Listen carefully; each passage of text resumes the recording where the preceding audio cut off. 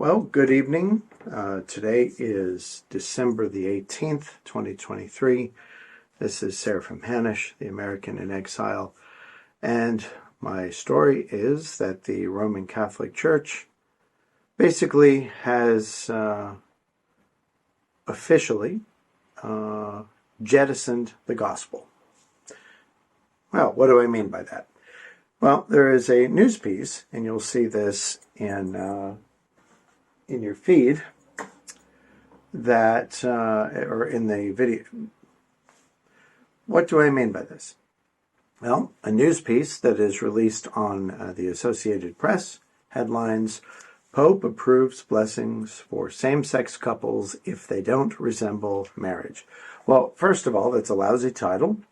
Second of all, it is a cover-up for what is going on. As Francis does what apparently some very old prophecies have predicted, where he is kind of sealing the fate of the Roman Catholic Church. There's some people that have said that he will be the last pope. And based on the theological nonsense that he is promulgating in this issue among others, it is really looking like that prophecy is going to be true. So here is the piece. The AP reports, Pope Francis has formally approved allowing priests to bless same-sex couples, with a new document explaining a radical change in Vatican policy by insisting that people seeking God's love and mercy should not be subject to an exhaustive moral analysis to receive it. The document from the Vatican's Doctrine Office, released on Monday, today, elaborates that on a letter Francis sent to two conservative cardinals that was published in October. In that preliminary response, Francis suggested such blessings could be offered under some circumstances if they did not confuse the ritual with the sacrament of marriage. The new document repeats that condition and elaborates on it, reaffirming that marriage is a lifelong sacrament between a man and a woman. And it stresses that blessings in question must be non-liturgical in nature and should not be conferred at the same time as a civil union using set rituals or even with the clothing and gestures that belong in a wedding. Okay, so in other words, I don't want to opinionate as much. I don't want to opinionate publicly on this video as much as I am tempted to do. But there is a further premise that goes on here that says, the document says that requests for such blessings for same-sex couples should not be denied full stop. The document offers an extensive and broad definition of the term blessing in Scripture to insist that people seeking a transcendent relationship with God and looking for His love and mercy should not be subject to an exhaustive moral analysis as a precondition for receiving it. So here is the problem. Now, of course, I am not a Roman Catholic, so I'm probably not able to comment on this from the perspective of a Roman Catholic adherent. However, any traditional Roman Catholic, let's jump back in time 1 year. Doesn't have to jump back very far, let alone 10 or 20 years or longer. This is absolutely preposterous. And it fits part and parcel with Francis' own sort of orientation. And it's an orientation that is not very far out of the mainstream of the Roman Catholic Church because of what has happened. So let me try to explain. If you look at the news over history, let's take over the last 40 years, and observe the Roman Catholic Church's positions taken on things like cloning in the 1970s, in vitro fertilization, which was a big issue back then, whether the Church supports it or not. The Vatican II reforms that sought to make Roman Catholicism more user-friendly by abandoning the use of Latin predominantly in the Mass and turning the altar around so people can see what the priest is doing when he's serving the Mass, and a number of other changes along the same line. On the surface, and as an American when I was growing up, I generally appreciated such ideas because when I was young, I was quite cynical about the idea of organized religion, and for me, the definition of horrible organized religion was the Roman Catholic Church. Now, I have my own reasons for that. They are not theological. They are just personal issues that later on in life I had to take a look at and realize that I was proceeding from a wrong viewpoint because I was looking at it from from an issue of dealing with people that were misusing the faith and not actually the Roman Catholic expression of Christianity itself. So there's a difference. But that being said, the movement of the church to try to become more user-friendly is, on the surface, it may look good, but what it led to is what we have today. And that is the idea where the church takes a viewpoint that it must somehow change to remain or become relevant to the society that it is in. Okay?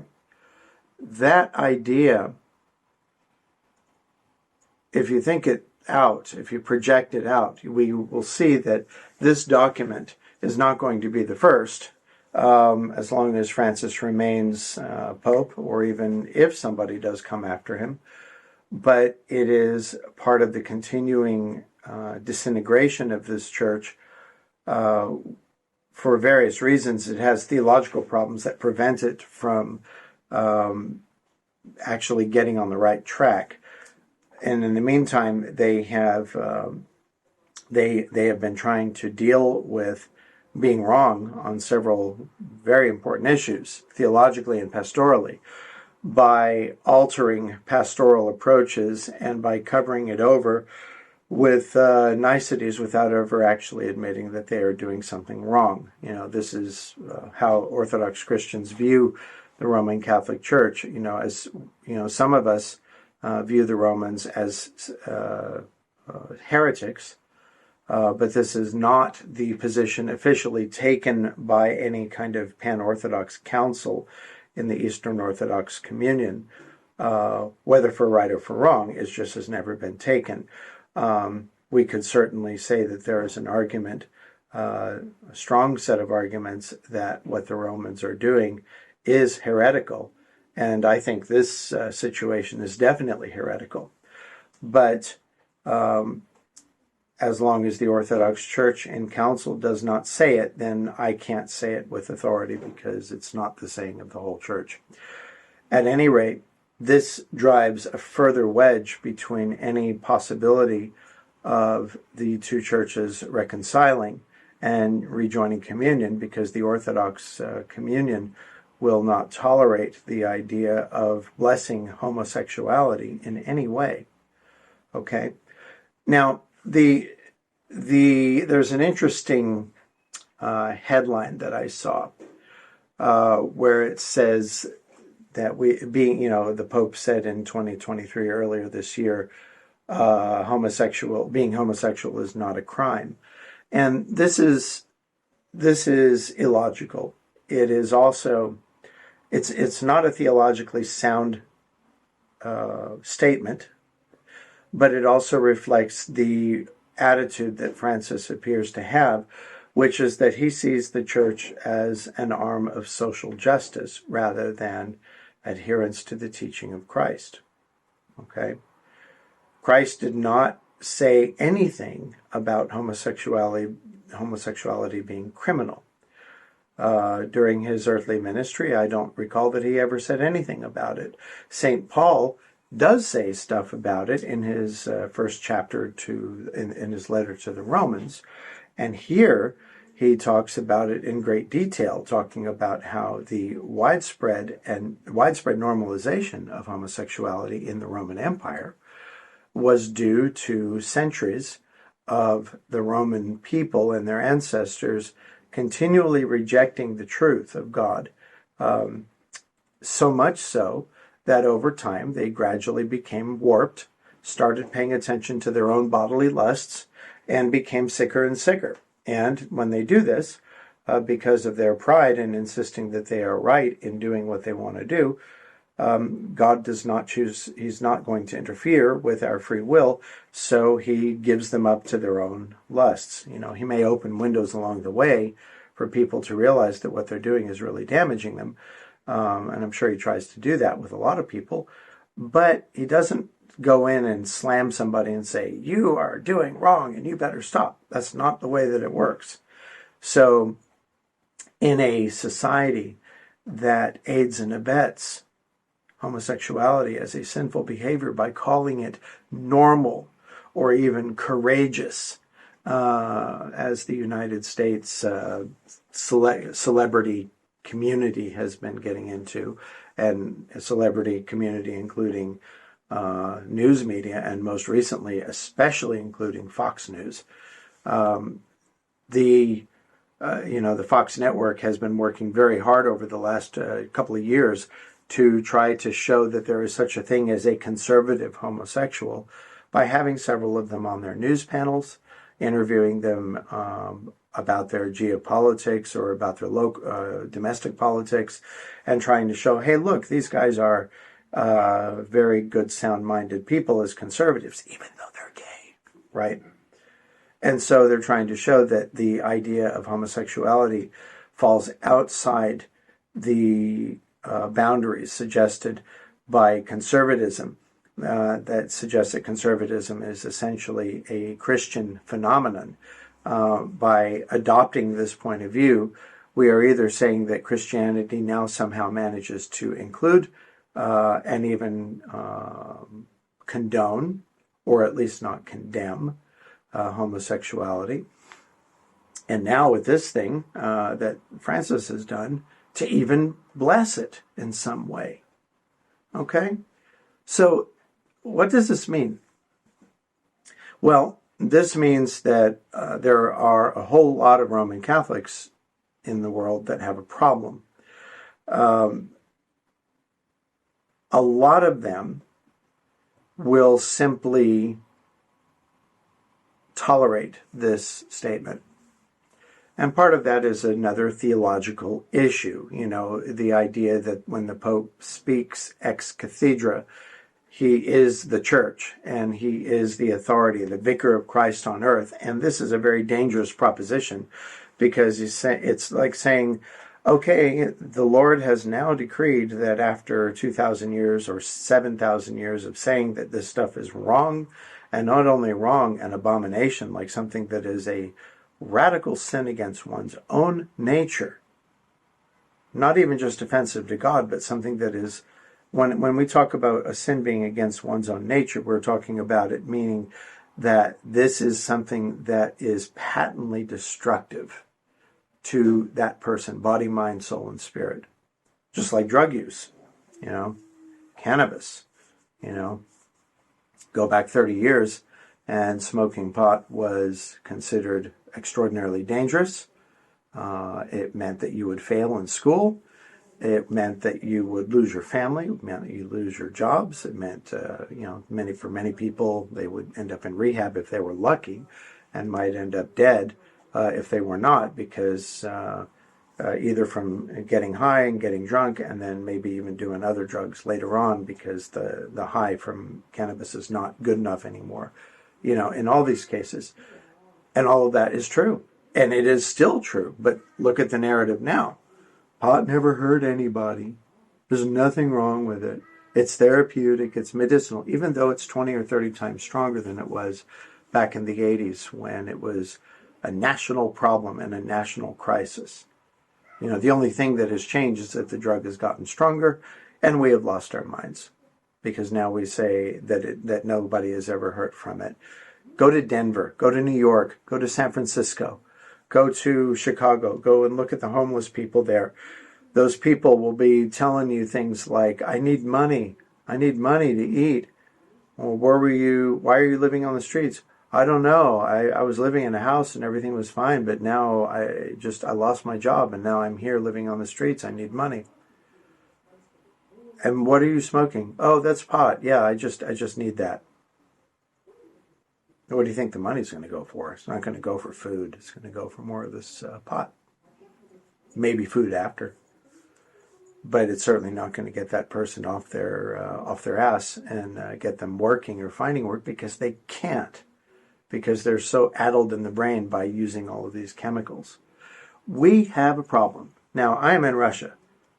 And so to the extent that I am here, where drug use is illegal and very severely punished, and where homosexuality and homosexual promotion especially is illegal and will be heavily punished, and where the Russian Orthodox Church is taking an increasing sense of centrality in setting the cultural norm and reinforcing the cultural norm of the Russian people. Okay, so with all that going on, it's pretty easy for me to sit here and because my mind is clear, because if you want to call it this way, the social air is relatively clear, and we can kind of call things the way they are. But I suspect, because of the kind of articles that I've been reading and observing in the United States lately, that this is very, very difficult to do in the United States right now. We have this article, and what's interesting, when I first saw it, I saw it on the Fox News website.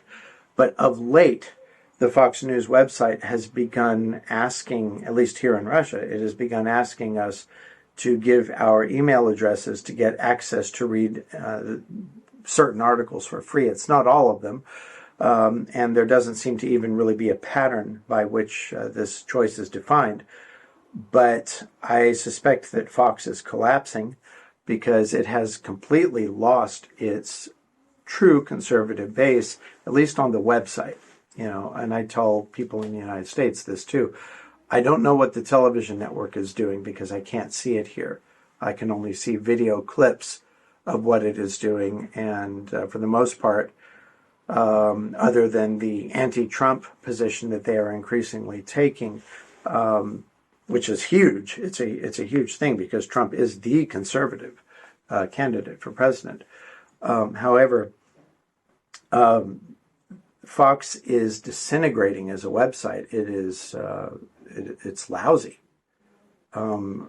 As much as I am a conservative, I find that I am starting to get to where I get better quality reporting on CNN than I do on Fox, and that's saying something, because I hardly ever visit CNN. I just, their anti-Trump stuff is not favorable to me. It's also not true.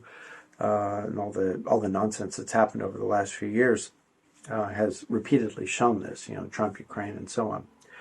So here we have this situation. Christianity has never, how do I say this? Because I was going to say Christianity has never changed, and immediately people watching this will say, yes, it has.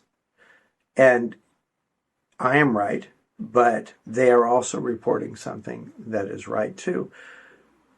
How we think Christianity should be has changed.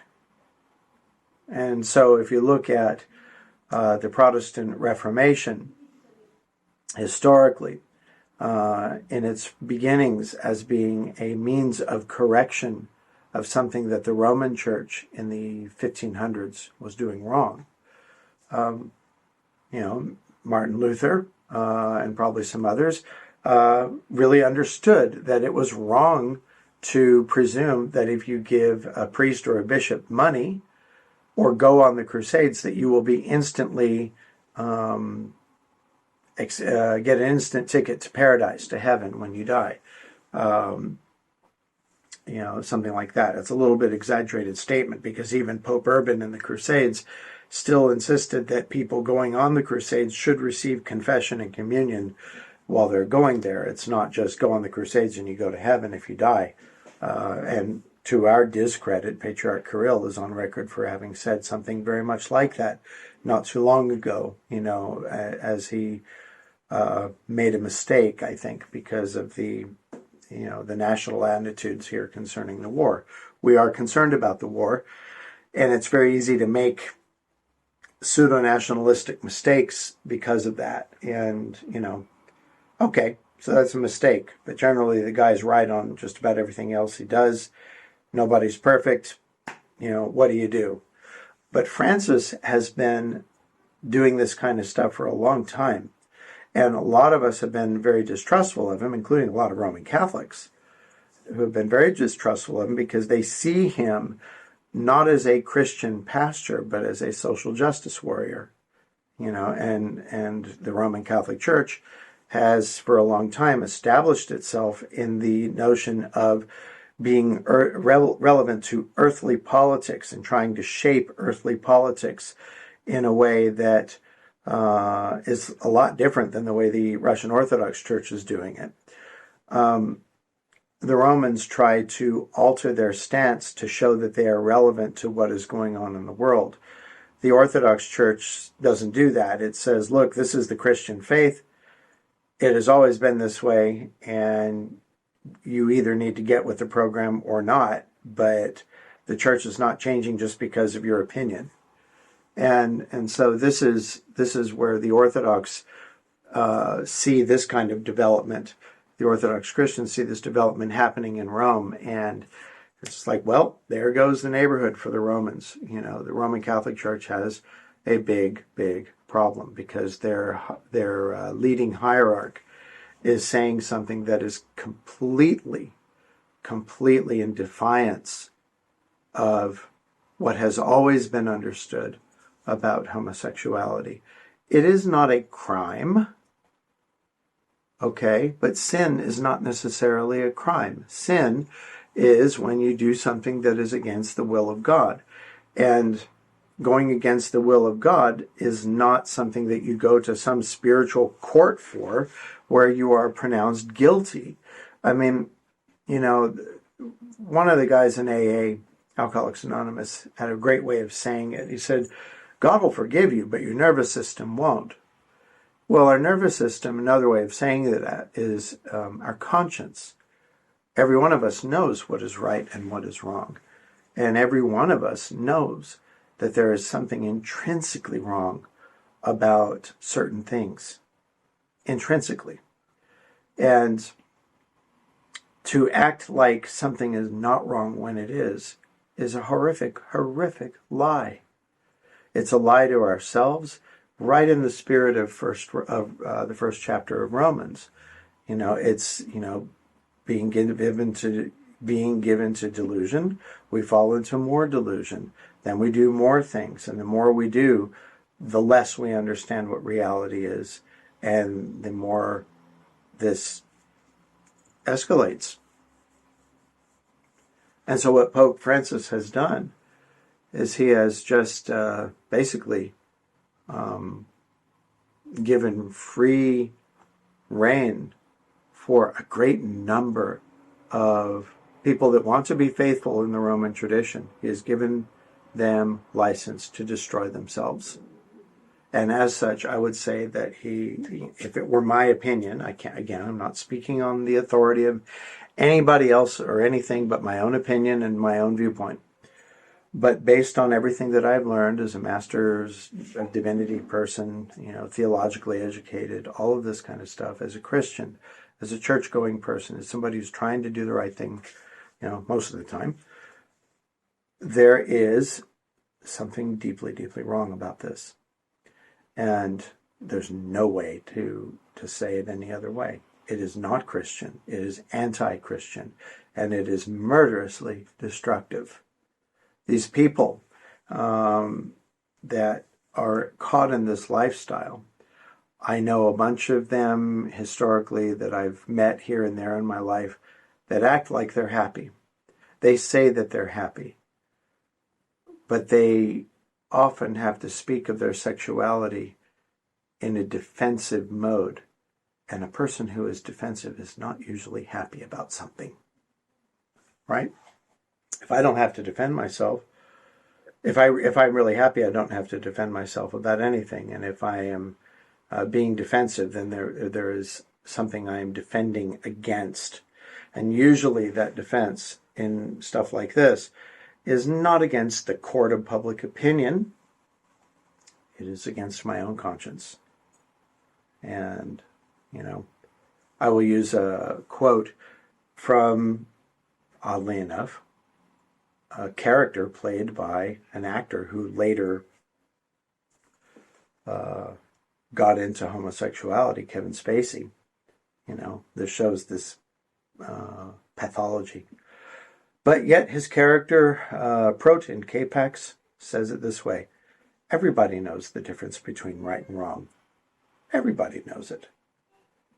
We're born knowing that. And he's right. And this statement is actually true. As people created, as the creation in the image and likeness of God, first. And second, as descendants of Adam and Eve, who ate of the tree of knowledge of good and evil, and therefore knew what good and evil are. All of us do too. Okay? The knowledge doesn't prevent us from doing the evil sometimes, but we still know it's evil. And that tortures us. That is what sin is when we do something that we know is wrong and it tortures us. That is not criminality. That is going against our nature.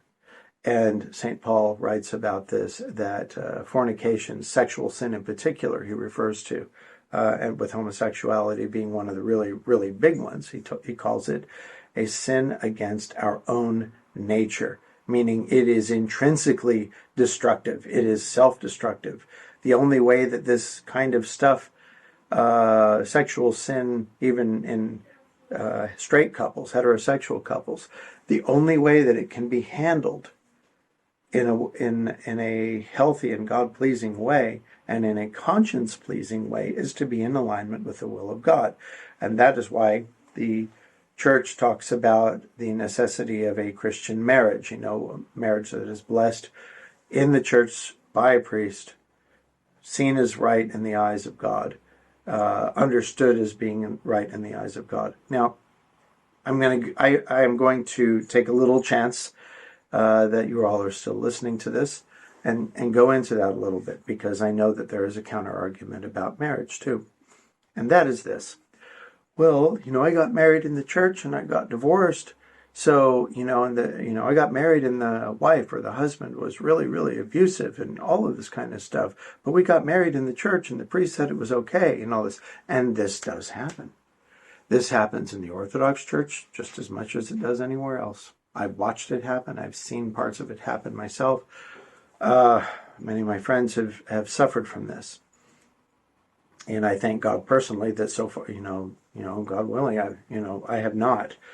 But many, many people have. And so what is going on here?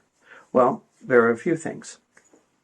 One is that marriage is a part of life, and life as a Christian really involves constantly trying to uproot that which is against God's will in us and to align our lives more and more completely with the will of God every moment of every day.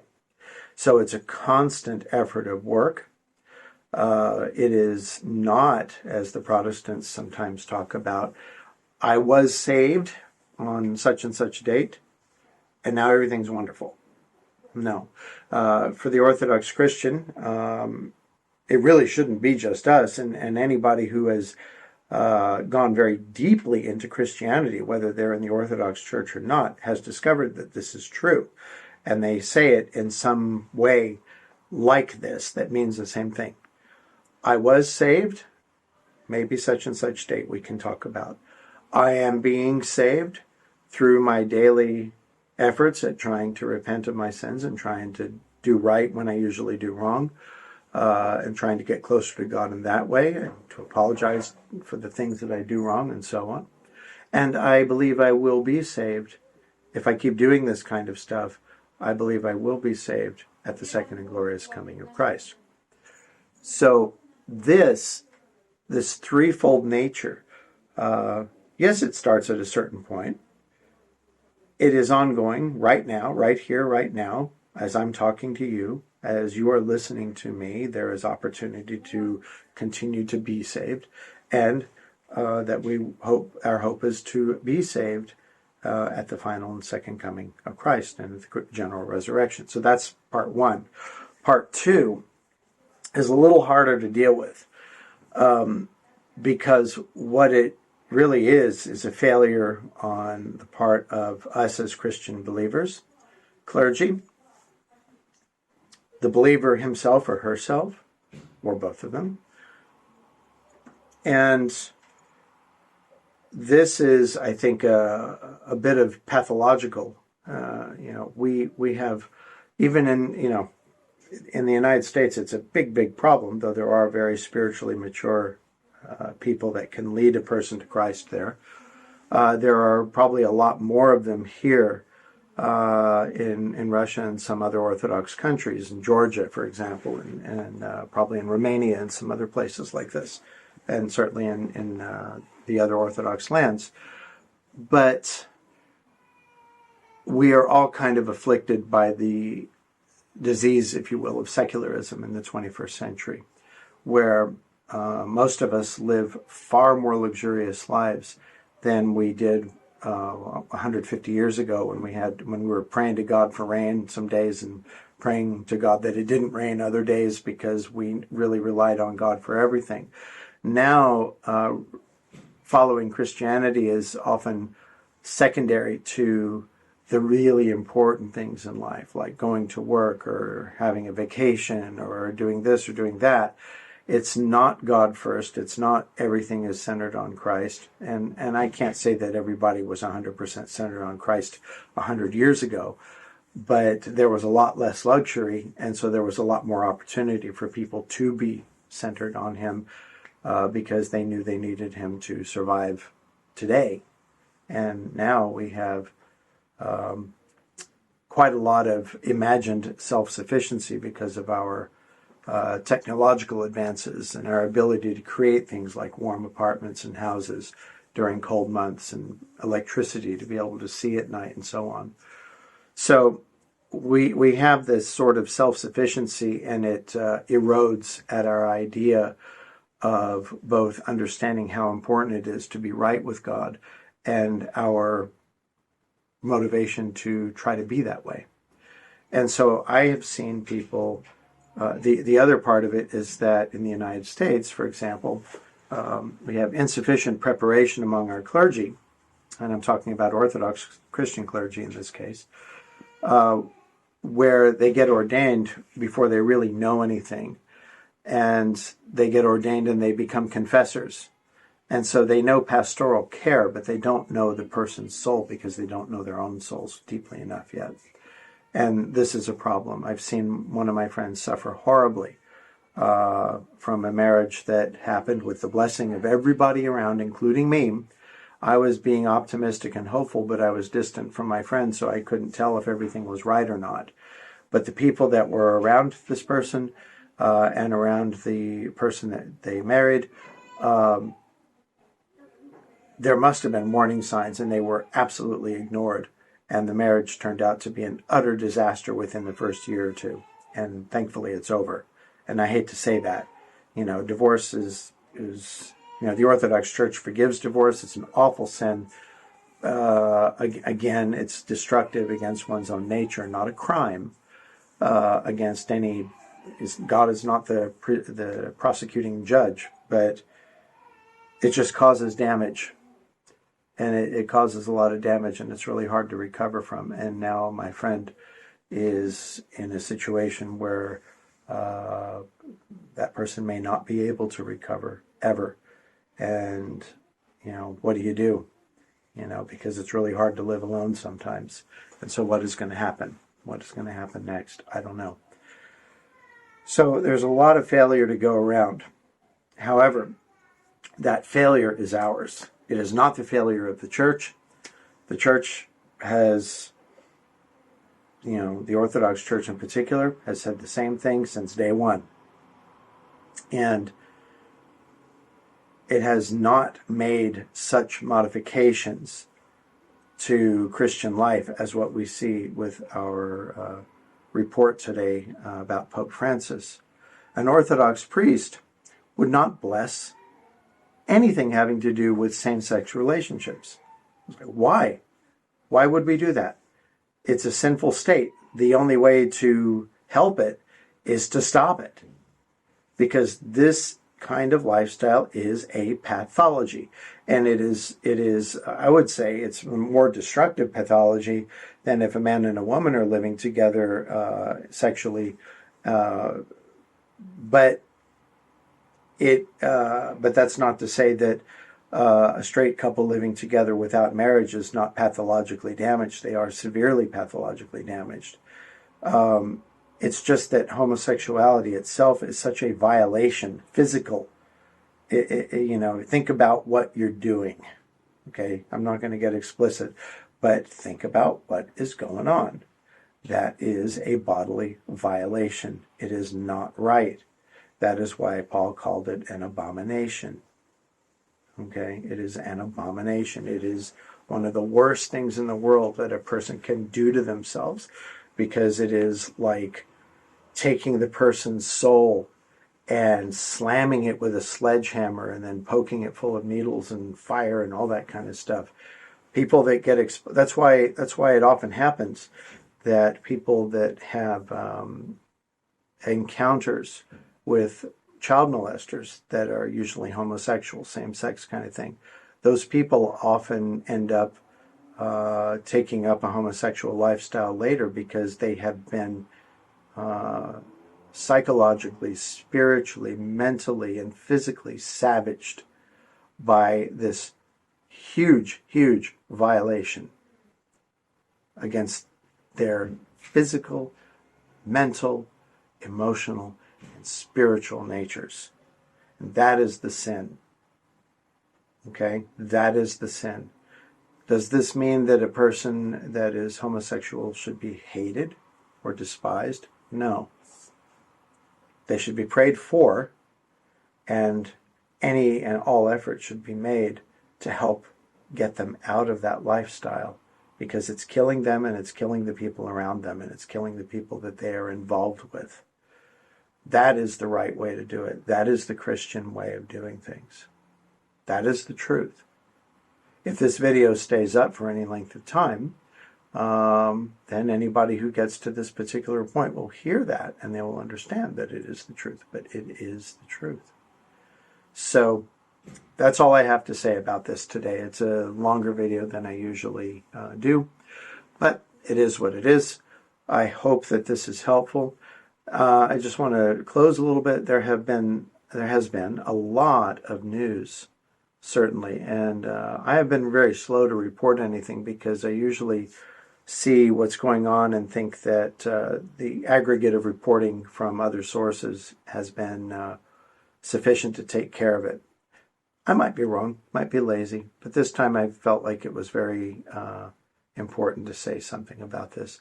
So thank you for watching.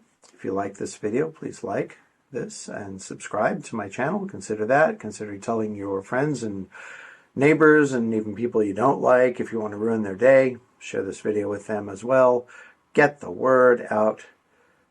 I am the American in exile, and I will be back again with more news when the time is right. God be with you. God bless you. And stay free. Thank you.